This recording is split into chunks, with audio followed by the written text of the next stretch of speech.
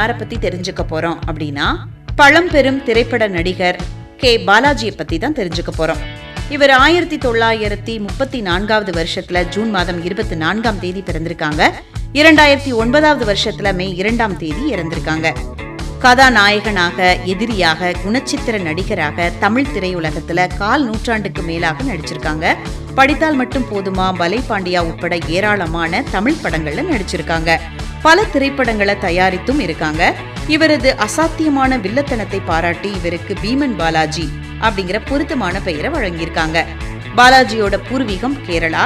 தொடக்க காலத்துல இவர் சென்னை கிண்டியில இருந்த நரசுஸ் அப்படிங்கிற ஸ்டூடியோல தயாரிப்பு நிர்வாகியாக பணியாற்றிருக்காங்க. 1953 ஆண்டு வெளிவந்த ஔவையார் அப்படிங்கிற படத்துல முதலா நடிச்சிருக்காங்க.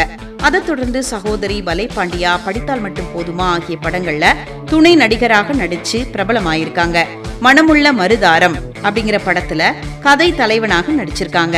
பாலாஜி தன்னோட சுஜாதா சினி ஆர்ட்ஸ் திரைப்பட தயாரிப்பு நிறுவனம் மூலமா திரைப்படங்களை தயாரிச்சிருக்காங்க. ஜெமினி கணேசன் கதை தலைவனாக நடித்த அண்ணாவின் ஆசை அப்படிங்கிற படத்தை முதலா சொந்தமா தயாரிச்சிருக்காங்க. அதுக்கப்புறமா சிவாஜி கணேசனை வச்சு தங்கை, என் தம்பி, திருடன், எங்கிருந்தோ வந்தாள், ராஜா, நீதி, என் மகன், உனக்காக நான், தீபம், தியாகம், நல்லதொரு குடும்பம் உட்பட 17 திரைப்படங்களை தயாரிச்சிருக்காங்க. சிவாஜியை வைத்து தொடர்ந்து அதிக படங்கள் தயாரித்த பட அதிபர் இவர்தான். இந்தி, தெலுங்கு, மலையாள படங்களை இவர் மறு தயாரிப்பு செஞ்சு பல வெற்றி படங்களை கண்டவர். கமல், ரஜினிகாந்த் ஆகியோரை நடிக்க வைத்தும் வெற்றி படங்களை அளித்திருக்காரு நம்ம பாலாஜி. மிக சிறந்த வகையில குறித்த காலத்துல படத்தை எடுத்து வெளியிடும் திறன் கொண்ட பட தயாரிப்பாளராகவும் பாலாஜி திகழ்ந்திருக்காரு. பாலாஜியோட மனைவி பேரு ஆனந்தவல்லி. இவங்களுக்கு சுரேஷ் பாலாஜி அப்படிங்கிற மகனும், சுஜாதா, சுசித்ரா அப்படிங்கிற 2 மகள்களும் இருக்காங்க. சுசித்ராவை பிரபல மலையாள நடிகர் மோகன்லால் திருமணம் செஞ்சிருக்காங்க.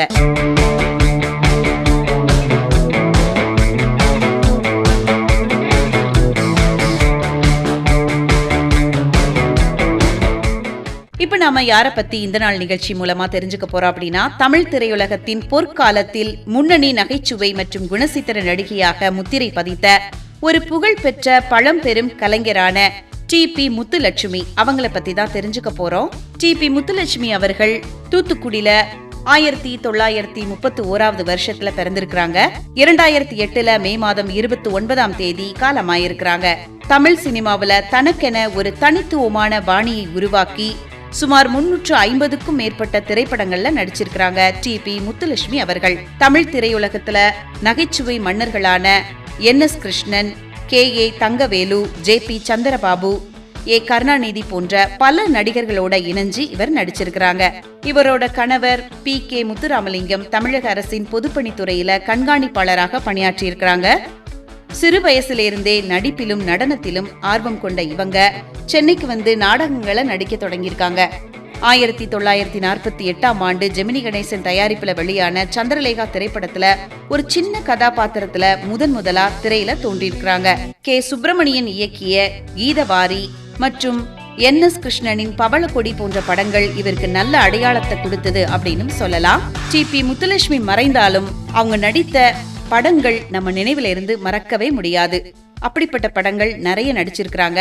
1952 வெளிவந்த பராசக்தி, 1954 வெளிவந்த மனோகரா, 1959 வெளிவந்த வண்ணக்கிளி, 1960 வெளிவந்த பெற்ற மனம், 1959 வெளிவந்த வீரபாண்டிய கட்டபொம்மன், 1961 வெளிவந்த கப்பலூட்டிய தமிழன்.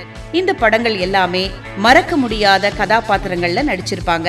முக்கியமா 1959 வெளிவந்த வீரபாண்டிய கட்டபொம்மன் படத்துல இவர் நடித்த ஜக்கம்மா பாத்திரம் மிகவும் பிரபலமான ஒரு கதாபாத்திரம் அப்படின்னு சொல்லலாம். தமிழ் சினிமாவில முதலா தனியாக நகைச்சுவைக்கென ஒரு தனி இடத்தை பிடித்த கதாநாயகிகளுக்கு இணையாக பேசப்பட்ட பெண் நகைச்சுவை நடிகர்கள்ல இவரும் ஒருவர். டி.பி. முத்துலட்சுமி அவர்கள் திரையுலகத்துல தனக்கு கிடைத்த வருமானத்தை வச்சு ஏழை எளிய மாணவர்களின் கல்விக்கும் ஏழை பெண்களின் திருமணத்திற்கும் பல உதவிகளை செஞ்சிருக்கிறாங்க.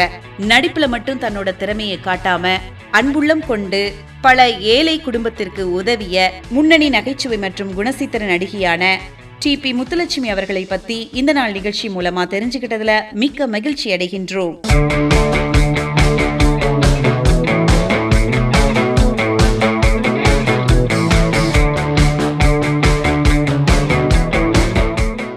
இன்னைக்கு நாம இந்த நாள் நிகழ்ச்சி மூலமா சந்தோஷமா யாரு பிறந்தநாள் கொண்டாடிட்டு இருக்காங்க அப்படிங்கறத பார்க்க போறோம்.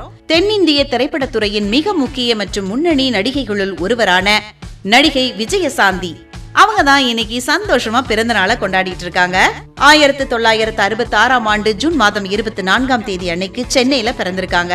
இந்த நாள் நிகழ்ச்சி மூலமா நடிகை விஜயசாந்தி அவர்களுக்கு பிறந்த நாள் நல்வாழ்த்துக்களை சொல்லிக்கலாம். மோதுரை விஜயசாந்தி அப்படிங்கிறது தான் விஜயசாந்தி அவர்களுக்கு அவங்க அப்பா அம்மா வச்ச பேரு. திரையுலகத்துல ஹீரோக்களுக்கு இணையாக சண்டை காட்சிகள்ல நடிச்சு புகழ் பெற்றதால இவங்கள லேடி சூப்பர் ஸ்டார் அப்படின்னும் ஆக்ஷன் குயின் அப்படின்னும் அன்போடு அழைக்கப்பட்டிருக்காங்க.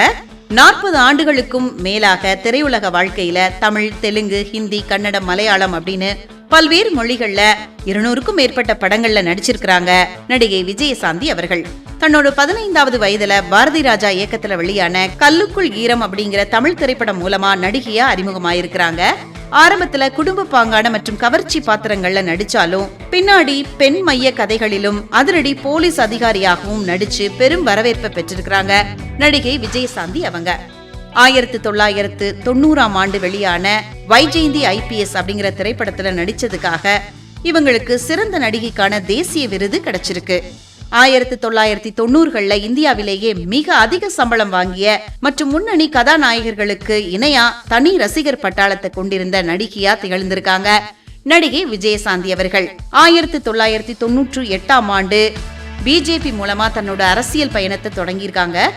அதுக்கப்புறமா தள்ளி தெலுங்கானா என்ற கட்சியை தொடங்கி அதனை TRS கட்சியோட இணைச்சிருக்காங்க.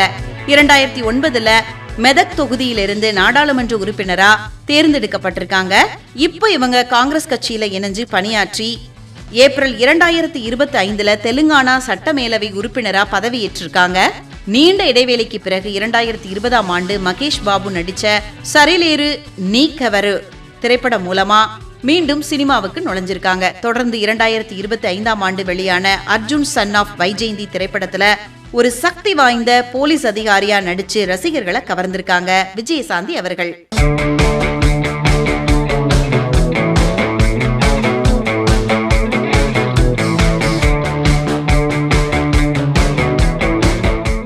இந்த நாள் நிகழ்ச்சி மூலமா இப்ப யாருக்கு பிறந்த நாள் அப்படிங்கறத பத்தி தெரிஞ்சுக்கலாமா?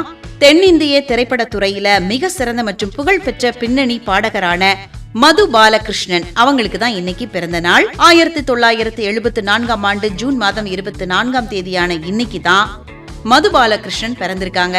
இந்த நாள் நிகழ்ச்சி மூலமா அவங்களுக்கு இனிய பிறந்த நாள் நல்வாழ்த்துக்களை சொல்லிக்கலாம். தன்னோட இனிமையான மற்றும் அமைதியான குரலால மெல்லிசை பாடல்களை பாடி ரசிகர்கள் மனசுல இடம் பிடிச்சாரு அப்படின்னு சொல்லலாம். கேரள மாநிலம் கொச்சியில உள்ள திருப்பணித்துறையில பிறந்திருக்காங்க. இவர் ஒரு சிறந்த கர்நாடக இசை பாடகரும் ஆவாரு. பிரபல இந்திய கிரிக்கெட் வீரர் ஸ்ரீசாந்த் யாரு தெரியுமா? மது பாலகிருஷ்ணன் ஒய்ஃபோட பிரதருங்க. முதன்மையாக மலையாளத்துல பாடினாலும் தமிழ், தெலுங்கு, கன்னடம் ஆகிய மொழிகள்ல 10,000த்திற்கும் மேற்பட்ட திரைப்பட பாடல்கள் மற்றும் பக்தி பாடல்களை பாடியிருக்காங்க மது பாலகிருஷ்ணன் அவர்கள்.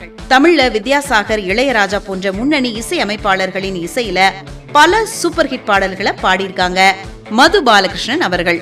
தமிழ்ல இவர் பாடி ரொம்ப ஃபேமஸான பாடல்கள் அப்படின்னு பார்த்தோம்னா பார்த்திபன் கனவு படத்துல கணா கண்டேனடி தோழி அப்படிங்கிற பாடல், இந்த பாடல் இவருக்கு மிகப்பெரிய அடையாளத்தை கொடுத்தது அப்படின்னு சொல்லலாம். பிதாமகன் படத்துல பிறையே பிறையே அப்படிங்கிற பாடல், ஜி படத்துல டிங் டாங் கோவில் மணி கோவில் மணி நான் கேட்டேன் அப்படிங்கிற பாடல் இவர் பாடின பாடல் தான். அது மாதிரி போஸ் படத்துல வைத்த கண் வாங்காமல் அப்படிங்கிற பாடல், அழகர் மலை படத்துல முத்தம்மா முத்தம்மா அப்படிங்கிற பாடல், இந்த பாடல்கள் எல்லாமே மது பாலகிருஷ்ணனுக்கு பெரும் புகழை வாங்கி தந்த பாடல்கள் அப்படின்னு சொல்லலாம். தமிழ்நாடு அரசு இவர் தமிழ் திரை இசைக்கு ஆற்றிய பங்களிப்பிற்காக மதிப்புமிக்க கலைமாமணி பட்டம் வழங்கி சிறப்பிச்சிருக்காங்க. அதே மாதிரி சிறந்த பின்னணி பாடகருக்கான தமிழ்நாடு அரசு திரைப்பட விருது மற்றும் கேரள மாநில திரைப்பட விருது பெற்றிருக்கிறாங்க. 2025ஆம் ஆண்டு கேரளாவின் புகழ்பெற்ற ஜெயச்சந்திரன் இசை அறக்கட்டளை விருது இவங்களுக்கு வழங்கப்பட்டிருக்கு.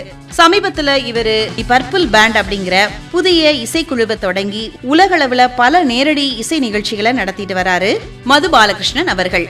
தென்னிந்திய திரைப்படத்துறையோட மிக சிறந்த மற்றும் புகழ்பெற்ற பின்னணி பாடகரான மது பாலகிருஷ்ணன் அவர்களுக்கு இந்த நாள் நிகழ்ச்சி மூலமா ஸ்பெஷலான வாழ்த்துக்களை சொல்லிக்கலாம்.